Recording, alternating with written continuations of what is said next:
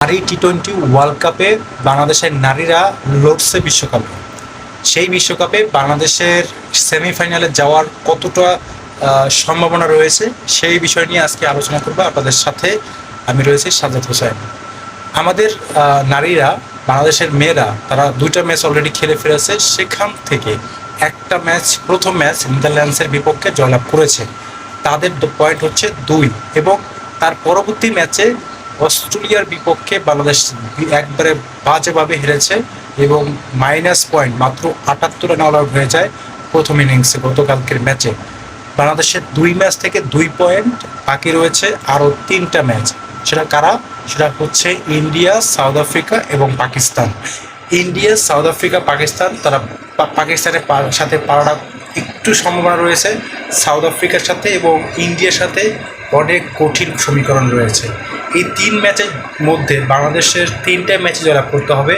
2 match জয়লাভ করলেও তারপরে রান রেট এবং অন্য দলের উপর নির্ভর করা অবস্থা থাকতে হবে। এই অবস্থায় বাংলাদেশি মেয়েরা পারবে কিনা? গত ম্যাচের যে সমীকরণ আমরা দেখলাম, গত ম্যাচের যে স্কোর কার্ডটা দেখলাম, যে খেলাটা আমরা দেখলাম, সেখানে অনেক বাজে খেলেছে টিম বাংলাদেশের বাঘিনীরা।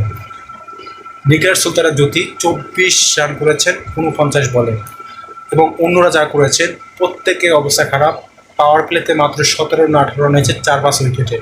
সো বাংলাদেশি মেয়েরা মোটামুটি ভালো খেলে, তার এশিয়া কাপও জিতেছে।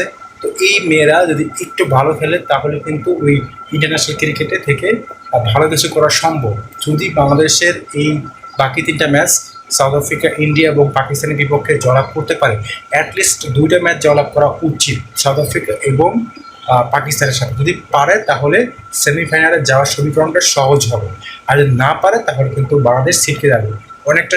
এই গতকালকের ম্যাচে যেভাবে হেরেছে সেভাবে হারা তো যায়, হারার পরও যদি একটু মার্জিনটা একটু ভালো থাকে তাহলে কিন্তু পয়েন্টটা ভালো থাকে, রেটিংটা ভালো থাকে। সেজন্য হারলেও যদি কম ব্যবধানে হারে তাহলে সমস্যা নাই।